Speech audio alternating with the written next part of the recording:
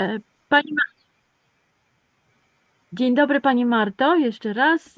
Pani Marta Dzień Grochowalska dobry. dzisiaj nam opowie o aromaterapii, tak? Tak jest. Czym Pani się zajmuje w ogóle zawodowo?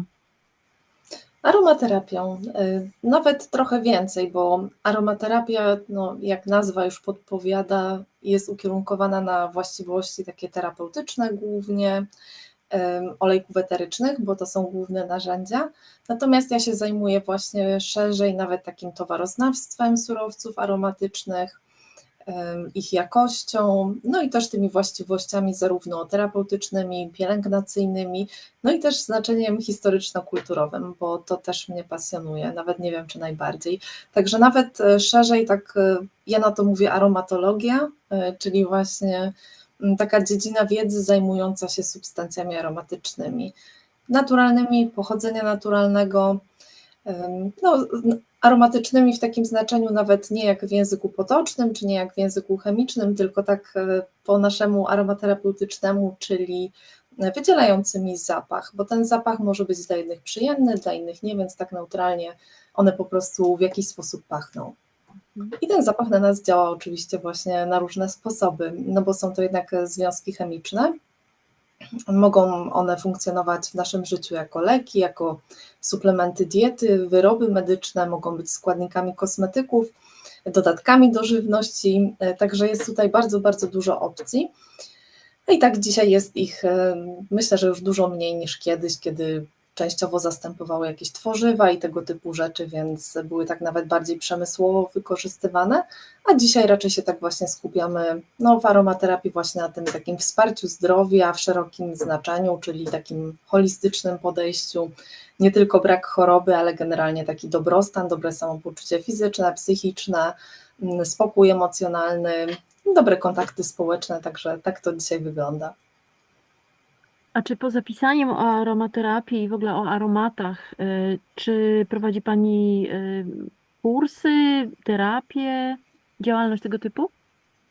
Tak, zajmuję się edukacją. Właśnie teraz w ogóle w Polsce mamy na tyle ciekawą sytuację, że mamy studia podyplomowe na ten moment właśnie z aromaterapii. Także mam przyjemność też prowadzić zajęcia na właśnie pierwszych studiach w Polsce z aromaterapii. Oczywiście kursy, szkolenia jak najbardziej również.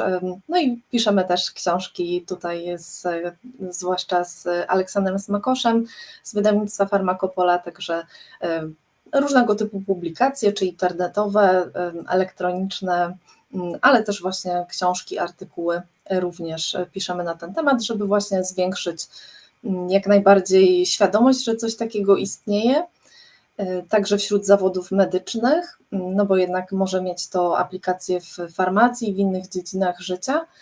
No i też, żeby wiadomo było więcej, jak to stosować właśnie tak bezpiecznie, skutecznie, evidence-based, czyli w oparciu o dowody naukowe, ale też korzystając z tradycji, bo ona jest ogromna i sięga właściwie prehistorii. To prawda. A proszę powiedzieć, czy są jakieś aromaty, które są wyjątkowo popularne obecnie? Czy jest moda na jakieś te zapachy, a inna moda przemija? Jeśli chodzi o te naturalne, to myślę, że one są takie też sezonowe. Na przykład teraz się będziemy zbliżać do okresu świątecznego, więc aromaty cytrusów, drzew iglastych, w ogóle igliwia kojarzą się z tym czasem, ale też przyprawy korzenne, właśnie goździki, cynamon, również takie zapachy może trochę ze sfery sakrum, czyli związane z religią, na przykład kadzidło. Niedługo będzie właśnie złoto, kadzidło i mirra, te słowa będziemy słyszeć. Także zdarzają się właśnie takie momenty szczególne, kiedy celebrujemy przy użyciu różnych zapachów, ale też myślę, że niektóre są ponadczasowe, jak no, lawenda, która jest bardzo popularna, cytrusy, które prawie wszyscy lubią, rzadko bardzo się zdarza, że ktoś nie lubi jakiegoś zapachu cytrusowego. No i taka klasyka właśnie, w której ludzie znajdują coś pięknego od starożytności poprzez różne kultury, czyli na przykład właśnie kadzidłowiec, sandałowiec, tego typu zapachy też mają taką ponadczasową jakość. Mhm. A proszę powiedzieć, co to jest za zapach ten, który tak pachnie czasami Mężczyźni czasami tak pachną pleśnią jakby. Być może paczula, bo naturalna paczula ma taki właśnie aspekt, może mieć, to jest bardzo złożony zapach i niektórzy wyczuwają tam właśnie nuty wilgoci, jakiejś takiej piwnicy, może czegoś takiego, także w paczuli można to znaleźć, ale może tam być też kamfora, może być zapach czekolady, nawet jakieś nuty cytrusowe i ona doskonale łączy się z innymi zapachami, więc jeśli ktoś nie lubi akurat solo, to mieszanki, czy właśnie jakieś takie bardziej złożone kompozycje jak perfumy, to jest świetne miejsce dla paczuli właśnie. Mm. A proszę powiedzieć, co Pani sądzi o zapachowych papierach toaletowych?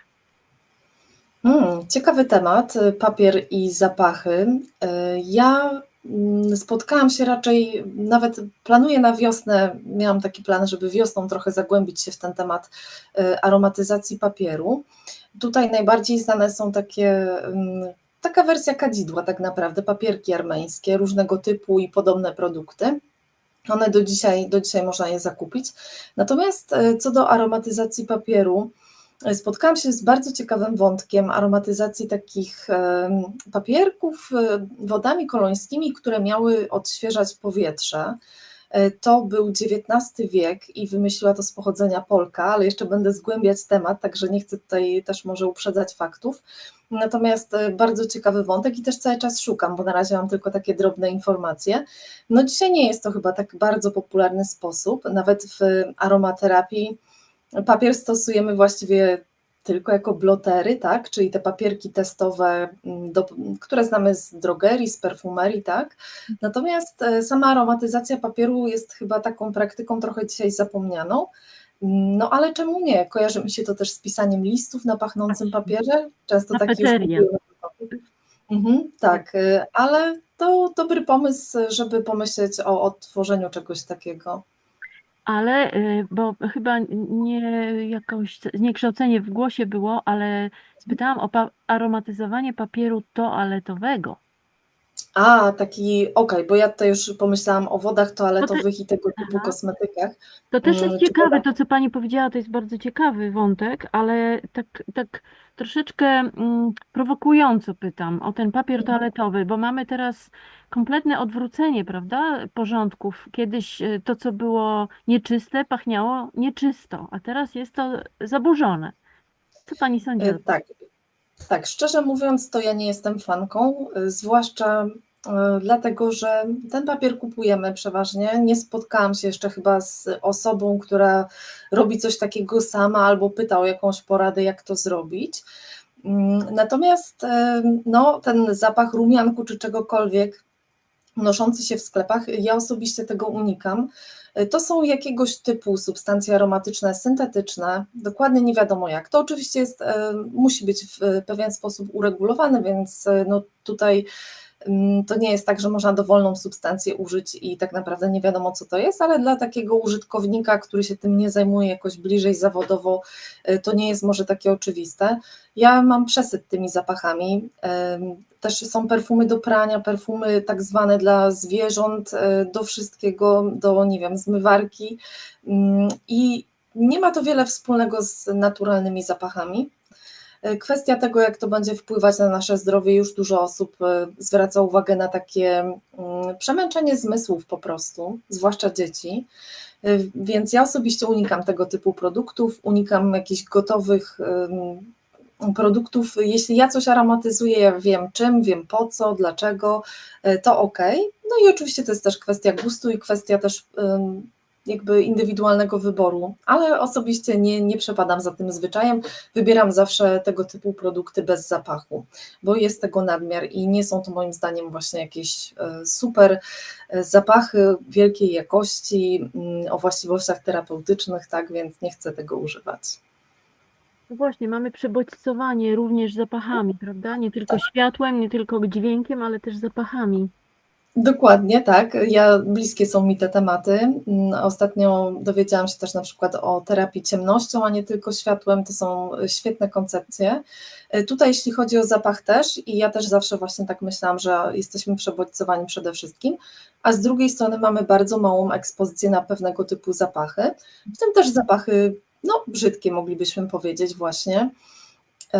A one jednak gdzieś się pojawiają, zwłaszcza jeśli mamy kontakt z surowcami naturalnymi. One mogą mieć zapachy naprawdę czasami prowokujące, nieprzyjemne, zwierzęce na przykład, czy mogą mieć jakiś zapach nawet moczu i czegoś tam, takie nuty. To jest zupełnie innego typu też zapach, albo właśnie ta pleśń, ziemistość. To wcale nie musi być ładne i przyjemne, dlatego nie mówię, że aromatyczne w takim znaczeniu przyjemne, tylko wydzielające jakiś zapach. No i z drugiej strony też brakuje nam tego zapachu w życiu.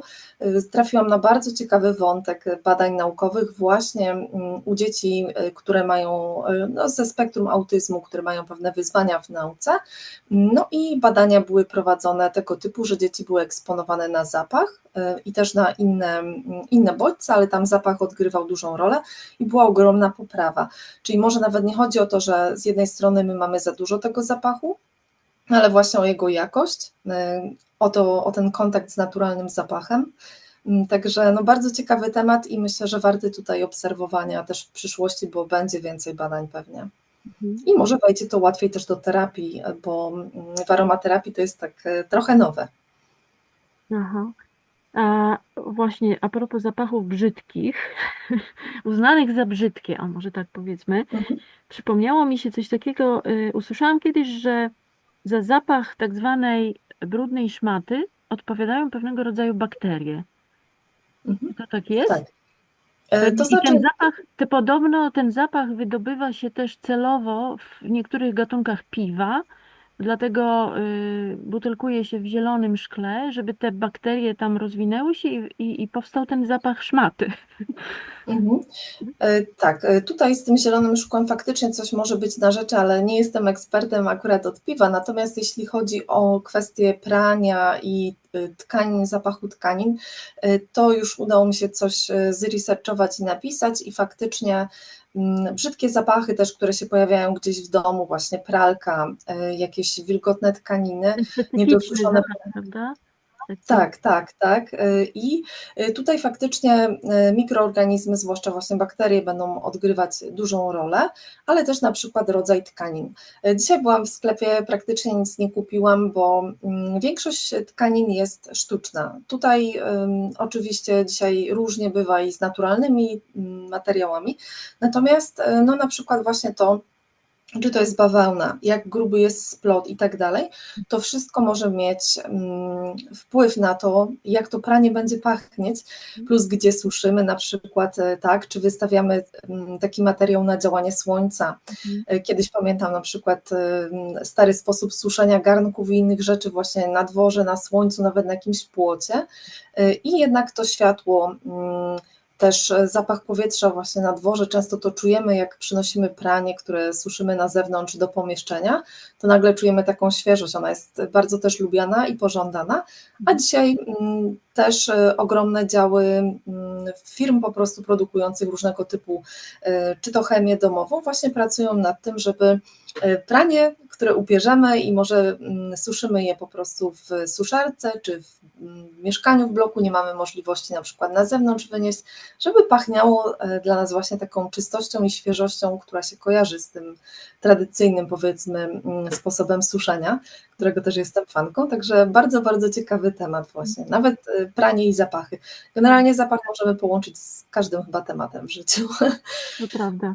A przypomniały mi się widoki prania suszonego na krzewach. To jest praktyka taka górska często, prawda? Na krzewach rozkładano, bo nie było na przykład płotów. To też piękny widok. Dla mnie zawsze pranie było pięknym widokiem, ale to pranie takie fotograficzno-malownicze, czyli białe, prawda, jakieś paski, len, takie rzeczy. Natomiast Tak. no, różnie z tym praniem teraz bywa. A jeszcze taki temat chleba. Mhm, Chleba i w dodatku jeszcze może kawy, bo z tym mhm, wiąże się temat znany mi skądinąd aroma marketingu. tak. Bardzo szczególny temat. Gdzieś czytałam, że zapach kawy bodajże zwiększa sprzedaż o 10% książek w księgarni, coś takiego. Nie wiem, czy to jest prawda, ale jak to jest? Czy to rzeczywiście tak jest, że zapach chleba gdzieś w handlu, w miejscach handlu powoduje w klientach jakieś mechanizmy które wpływają na ich wybory zakupowe, na przykład? Myślę, że wszyscy znamy tutaj to zjawisko, że właśnie ślinka cieknie, no zmysły Mhm. węchu i smaku są dość blisko ze sobą związane, zresztą też są inne tutaj też zmysły i mechanizmy, które mogą działać. Ten temat czasami właśnie nazywany takim aromamarketingiem, też chyba aromachologią, jest, myślę, że jeszcze trochę mało poznany, są jakieś publikacje i często właśnie jest o nich głośno w mediach. Właśnie zapach kawy, ja kiedyś też wyczytałam taką relację, że jeśli chcemy rozmawiać na przykład z szefem o podwyżce, czy załatwić właśnie jakąś sprawę, to fajnie jest to zrobić przy kawie, że wtedy ludzie są na przykład bardziej otwarci na tego typu propozycje. Albo o obniżce, albo o Tak, zwolnieniu. tak, można próbować właśnie, jeśli ktoś lubi właśnie ten zapach, bo też są osoby, które nie przepadają za zapachem kawy. No jak z każdym zapachem praktycznie, to jest tak, że odbieramy go indywidualnie, ale też cytrusy czy lawenda nawet się pojawiają w takich kontekstach i finansowych, powiedzmy. Natomiast ja też często pytam osoby, które używają tego na przykład w pracy. Ostatnio rozmawiałam z panią, która pracuje w branży nieruchomości, zajmuje się aromaterapią, jest teraz na studiach i no, pytałam ją właśnie, bo ona mówi, że tak, używa tego zapachu, faktycznie klienci na to zwracają, zwłaszcza jeśli to są jakieś nieruchomości premium, już właśnie takie dość drogie, że o, tutaj piękny, naturalny zapach, właśnie ona stara się wprowadzać też takie naturalne środki czystości, także klienci zwracają na to uwagę, natomiast ona, chociaż chyba z wykształcenia jest finansistką, nie była w stanie powiedzieć, że faktycznie tak jest, że te negocjacje są na przykład krótsze, łatwiejsze, ale jest to przynajmniej taki element, który gdzieś zwraca uwagę, budzi ciekawość, więc może czasami potrafi pomóc taką nieruchomość choćby zapamiętać, tak? Bo jak ktoś odwiedza ich kilkadziesiąt w krótkim czasie, coś to może dawać, natomiast tutaj nie byłabym taka pewna, że to tak samo dobrze działa jak na przykład olejek eukaliptusowy na katar, powiedzmy, tak? To jeszcze myślę, że wymaga tutaj obserwacji, ale bardzo ciekawy temat. Zresztą często, co nam szkodzi spróbować, tak? Możemy w prosty dosyć sposób te zapachy wprowadzić do przestrzeni naszej czy publicznej, chociaż tutaj też już bywa różnie, no i też zapach sklepów, tak? Te związki lotne, które się tam uwalniają, zwłaszcza jak się chodzi po jakichś dużych sklepach, galeriach, można też zwracać na to uwagę i to też czasami jest tego też za dużo. Także tutaj ostrożnie trzeba do tego podchodzić. Muszę powiedzieć, gdyby miała Pani zareklamować Polskę zapachami, aromatami, jakie by Pani je wybrała? Drzewa iglaste, myślę, że to jest taki nasz surowiec bardzo typowy, który możemy pozyskiwać z niego olejki. Kiedyś faktycznie to było na dużą skalę.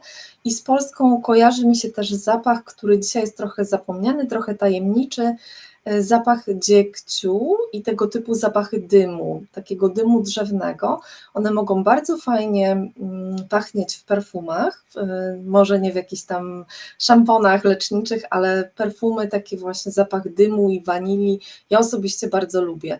Także zapachy polskie poszłabym w zapach drzew iglastych, zapach lasu i właśnie taki zapach też dymu drzewnego.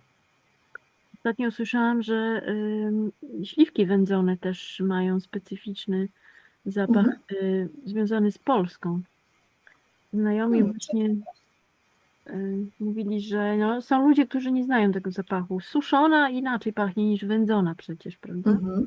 A proszę Mhm. powiedzieć, czy Pani, bo powiedziała Pani, że Pani aromatyzuje, jeśli Pani coś aromatyzuje, to i tak dalej. A co Pani aromatyzuje? I jak? Na przykład ubrania, klasycznie mam lawendę, saszetki z lawendą w szafie, tabliczki właśnie tego typu, tak zwane tabliczki florenckie. Czasami zdarza mi się też powietrze, czyli tutaj właśnie jakiś rodzaj nawet tego kadzenia albo dyfuzji, właśnie papierki armeńskie, zapach taki waniliowy, prawie że waniliowy, żywicy benzoesowej, czyli generalnie przestrzeń wokół siebie, ubrania, szafy, zawartość szaf, to też jest taki przyjemny sposób na łagodną formę aromaterapii. Można też używać do biżuterii, więc tutaj sposobów jest dość dużo. A cóż to takiego jest tabliczka florencka? Mm, Tabliczka florencka, też czasami niektórzy na to mówią pralinki woskowe czy tabliczki woskowe, to jest po prostu tabliczka właśnie z jakiegoś rodzaju wosku z dodatkami, w tym też aromatycznymi. Dużo osób też dodaje jakieś suszone kwiaty, na przykład choćby właśnie lawendę, także można tutaj dać upust fantazji. Żywice są świetne, czyli taka też garderobianka, kiedyś Aha, na to się mówiło. Tak. rozumiem. A jeszcze na koniec książka. Czy ma Pani swoją ulubioną książkę o zapachach lub o Książka. pokrewnych sprawach? Mam na pewno ulubioną książkę dotyczącą bezpieczeństwa stosowania olejków eterycznych i korzystam z niej bardzo często, prawie że kiedyś codziennie, dzisiaj już może trochę rzadziej, bo właśnie na tym bezpieczeństwie mi też zależy, ale na poznaniu tych właściwości terapeutycznych, składu olejków. Także taka literatura raczej bardziej naukowa tutaj niż popularno-naukowa. A proszę powiedzieć, bezpieczeństwo stosowania olejków eterycznych i w ogóle substancji zapachowych. Proszę coś o tym powiedzieć, bo mam wrażenie, że mało kto o tym wie. Wiele jest osób, które tak, że tak powiem, na dziko robią różne rzeczy pachnące. Czym to grozi? Gdzie jest niebezpieczeństwo? No właściwie wszystko może się zdarzyć, tak? Są włącznie z przypadkami śmiertelnymi, które są to albo wypadki, albo niestety celowe działanie. Dzisiaj coraz rzadsze, bo mamy coraz więcej też mechanizmów bezpieczeństwa, ale to się zdarza zarówno w domu, może się też zdarzyć w takich warunkach powiedzmy przemysłowych, były też takie wypadki. Poza tym reakcje alergiczne, czego nie jesteśmy w stanie wyeliminować. Wszelkie możliwe rodzaje toksyczności. Ja właśnie przygotowuję teraz wykłady na temat bezpieczeństwa aromaterapii, między innymi u kobiet w ciąży. Więc tutaj naprawdę zdarzyć się może wiele. Trwałe przebarwienia na skórze, a przynajmniej długo utrzymujące się, mogą powstać, jeśli użyjemy olejki o tak zwanym działaniu fototoksycznym. Tak, przykład takich bardzo, bardzo bliski tutaj choroba limonkowa, tak, czyli właśnie kiedy mamy kontakt z taką substancją fototoksyczną, dochodzi do wręcz takiego poparzenia. No tutaj jest to trochę coś innego niż poparzenie. Poparzenie chemiczne to raczej takie podrażnienie silne, ale faktycznie to są już takie zmiany, które wręcz ingerują w nasze DNA. Takie substancje bywają czasami uważane za fotokancerogenne, więc jest to dość niebezpieczne, plus oczywiście zostaje nam ślad przynajmniej na jakiś czas, na jakiś dłuższy czas. Kiedyś to zaobserwowano, no to tak ponad 100 lat temu już, po użyciu wód kolońskich, kiedy jeszcze nie było właśnie takiej oceny bezpieczeństwa. My dzisiaj kupujemy sobie olejek eteryczny, który jest składnikiem szamponu, to mamy informację o alergenach, ktoś ocenił bezpieczeństwo takiego kosmetyku, tak zwany safety assessor, który może być na przykład toksykologiem z wykształcenia. Naprawdę ogromna praca też legislacyjna i wszelkiego typu wchodzi w to, żebyśmy kupili bezpieczny kosmetyk, bezpieczny produkt. A jeśli zaczynamy dopiero robić coś takiego w domu, bez odpowiedniego wykształcenia, bez odpowiedniej pomocy, to możemy sobie zaszkodzić, tak? Dodawanie olejków nierozcieńczonych do wody, one się nie rozpuszczą w wodzie, tak samo picie olejków po dodaniu do wody, to może być po prostu bardzo nieprzyjemne dla naszego organizmu, też takie podrażnienie zmysłów. My chcemy się uspokoić, chcemy wąchać zapach lawendy, włączamy sobie jakiś tam nawilżacz czy coś takiego z tą lawendą, ale nie robimy przerw, nie wietrzymy i to zaczyna nas bardziej właśnie drażnić, pobudzać, a miało nas uspokoić. Także tutaj naprawdę możemy na wiele sposobów skurczy, na przykład też krtani może się przydarzyć, zwłaszcza tutaj u dzieci przy niektórych olejkach, więc może dojść do zaburzeń oddychania, no, drgawki, naprawdę mnóstwo rzeczy może się zdarzyć. Oczywiście jest wiele olejków bardzo bezpiecznych. Takie podstawowe zasady bezpiecznego stosowania są proste i przystępne dla wielu osób, także też nie ma się jakby tutaj czym przerażać. Tego wszystkiego możemy się nauczyć spokojnie, powoli, z czasem to przychodzi. Ale też właśnie to są takie substancje, które mamy w lekach, mamy w jakiejś chemii gospodarczej, więc one naprawdę działają, mogą dość silnie działać. To gdzie kupować olejki eteryczne? W różnych miejscach możemy je znaleźć. Czego Dzisiaj są. szukać na etykiecie? O, może tak. Czego Czego szukać?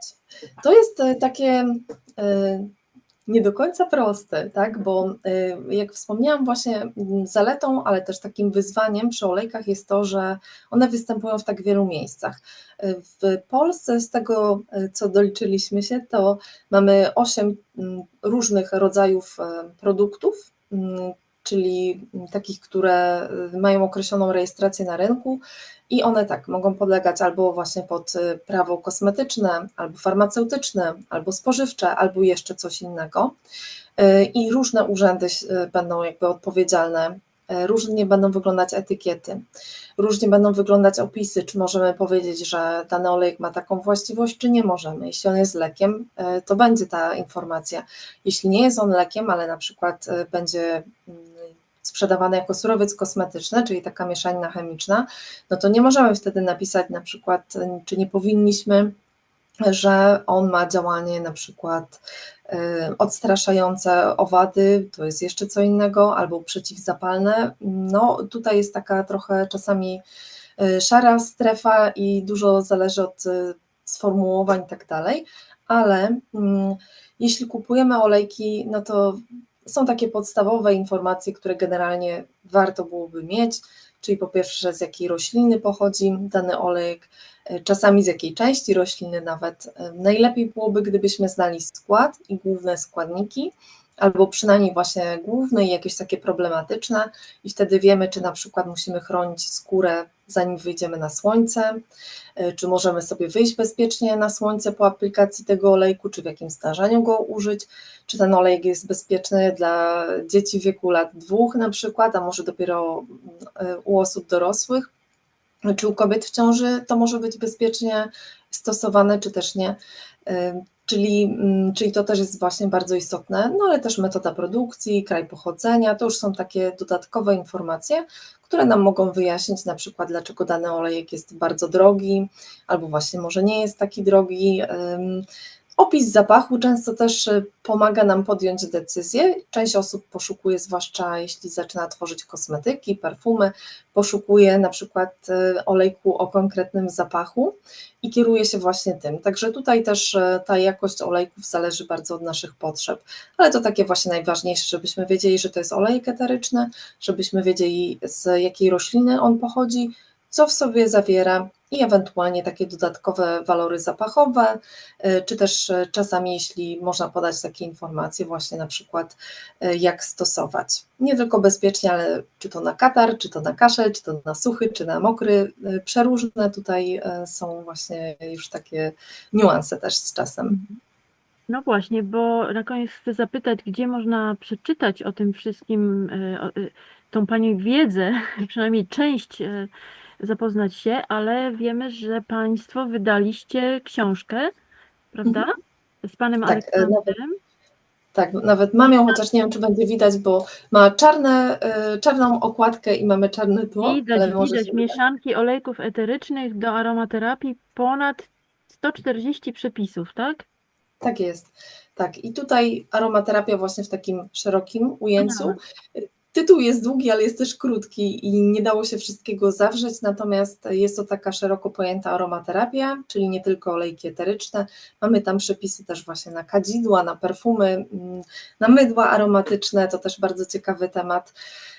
I jest tutaj sporo źródeł i takich tradycyjnych, receptury, które liczą sobie nawet już setki lat, czy inspirowane starożytnością, receptury pochodzące z badań klinicznych czy innego typu publikacji naukowych i także osób, które współcześnie praktykują aromaterapię, tworzą własne kosmetyki i chcieliśmy właśnie tak całościowo to ująć, ale też przystępnie, żeby osoby, które nawet zaczynają przygodę z aromaterapią, nie zniechęciły się, nie wystraszyły, ale też umiały od razu bezpiecznie, przyjemnie dla siebie i skutecznie stosować aromaterapię, łączyć olejki, ale też kiedy ktoś potrzebuje jakiegoś natchnienia, inspiracji, to wtedy takie gotowe receptury, których tam jest dość dużo, też są użyteczne. No i zachęcamy oczywiście do modyfikacji, eksperymentów i dalszej nauki, bo też o to chodzi, my też się cały czas uczymy.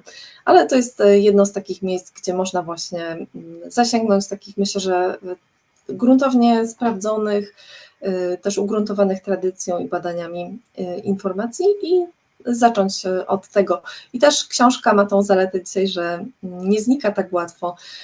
Różne publikacje internetowe znikają, raz są, raz nie, raz coś się zmieni, a tutaj mając książkę faktycznie możemy w każdej chwili wrócić i jest to w jakiś sposób też poukładane. Nie mamy też takiego natłoku informacji, wszystko po kolei na spokojnie. Wspaniale, zapowiada się wspaniała książka, musimy nabyć.